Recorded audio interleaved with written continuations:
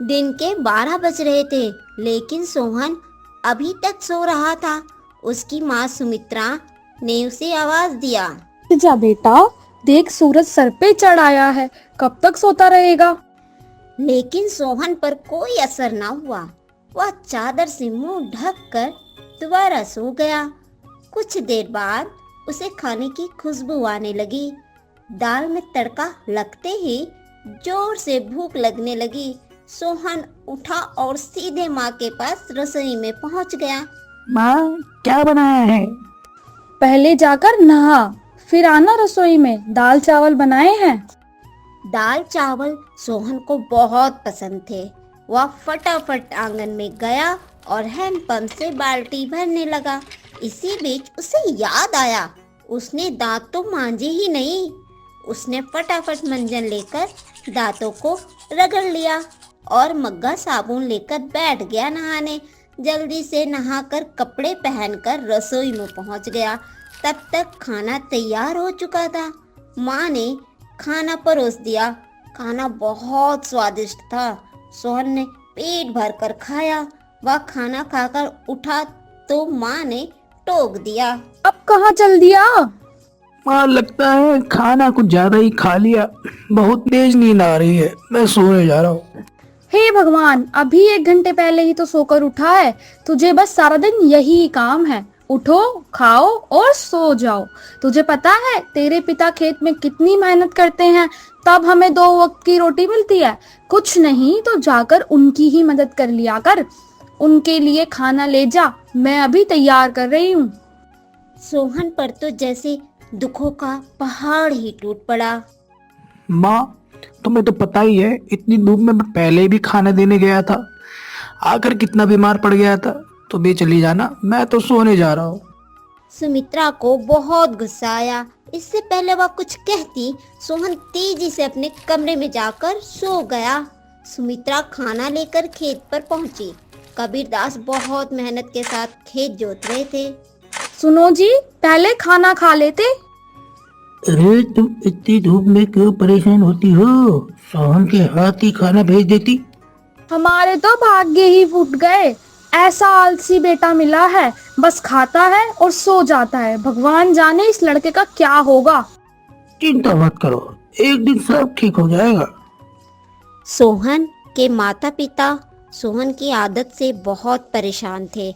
वह कोई भी काम नहीं करता था, बस सारा दिन सारी रात सोता रहता था। एक दिन सोहन के पिता ने कहा, बेटा, मैं खाद और यूरिया लेने शहर जा रहा हूँ। 2 दिन लग जाएंगे। फसल तैयार होने वाली है, तो सुबह खेत पर चले जाना और सारा दिन वही रहना, और शाम को भी खाना खाकर रात को वही सोने जाने चले जाना। शाम को भी खाना खाकर रात को वही सोने चले जाना। कहीं कोई जानवर खेत में घुस गया ना, तो हमारी सारी फसल का नुकसान हो जाएगा। पिताजी, मुझे ये सब नहीं आता, आप माँ को बोल दीजिए।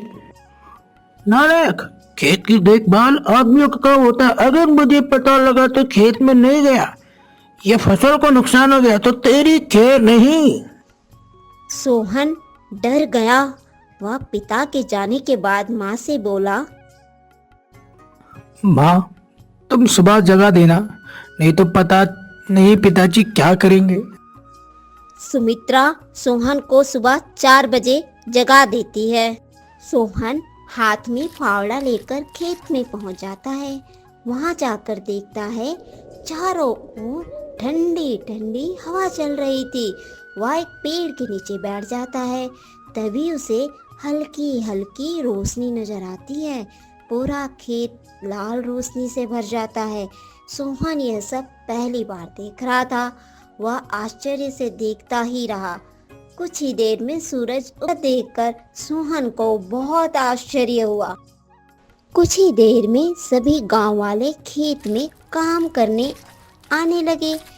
सब अपने अपने खेतों पर काम कर रहे थे। सोहन पेड़ के नीचे बैठा था। तभी उसके पास के खेत से माधव काका आए। मेरे खेत में पानी लग गया, अब तू अपने खेत में पानी काट ले। काका, मुझे तो कुछ पता ही नहीं, ये सब तो पिताजी ने कभी नहीं बताया। बेटे, कभी पिता के साथ खेत में आया है तो? छोड़, अब तुझे मैं ही बताता हूँ। माधव काका ने अपने बेटे को बुलाकर पानी सोहन के खेत की ओर करवा दिया। जब पूरा खेत भर जाए तो हमें बता देना। सोहन बैठकर देखता रहा, लेकिन सुबह जल्दी उठने के कारण उसे नींद आ गई। खेत में पानी बहुत ज्यादा भर गया। तभी माधव काका दौड़ते हुए आए।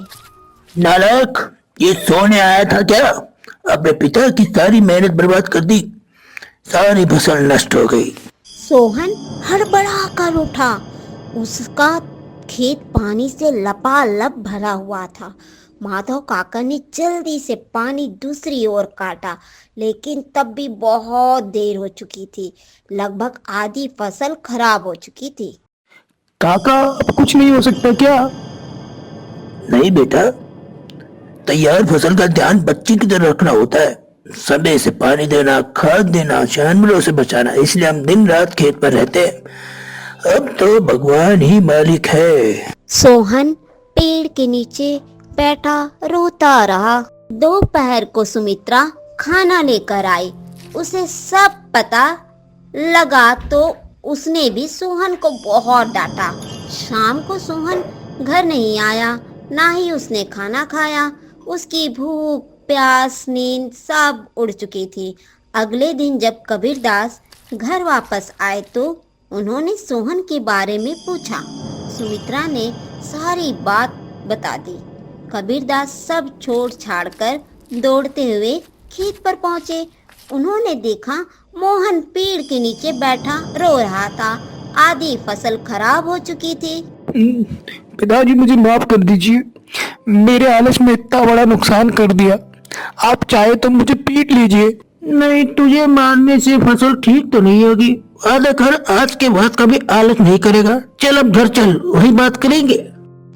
दोनों घर आ जाते हैं। सोहन की आंखों से अब भी आंसू बह रहे थे। सुमित्रा ने उसे खाना दिया, लेकिन उसने खाना नहीं खाया और वह अपने कमरे में जाकर रोने लगा। जी अब क्या होगा, आधी फसल तो बर्बाद हो गई। सुमित्रा, कोई घाटे का सौदा नहीं है। आधी फसल देकर अगर बेटा सुधर गया तो वही काफी है। कबीरदास ने सोहन को बुलाया। बेटा, अब तो नुकसान होना था ही हो गया। अब हमें कल से आधे खेत की फसल उखाड़ कर दोबारा बोनी होगी। पिताजी, अब बाकी आधे खेत में खाद और यूरिया लगा दे। उसे काटने का इंतजाम कीजिए। मैं इस पर अकेले काम करना चाहता हूँ। अगले दिन सुबह 4 बजे सोहन अपने पिताजी के साथ खेत पर पहुंच गया और पिता के बताए अनुसार खेत पर काम करने लगा। 4 महीने की कठिन परिश्रम के बाद नई फसल कुछ बढ़ती हुई दिखाई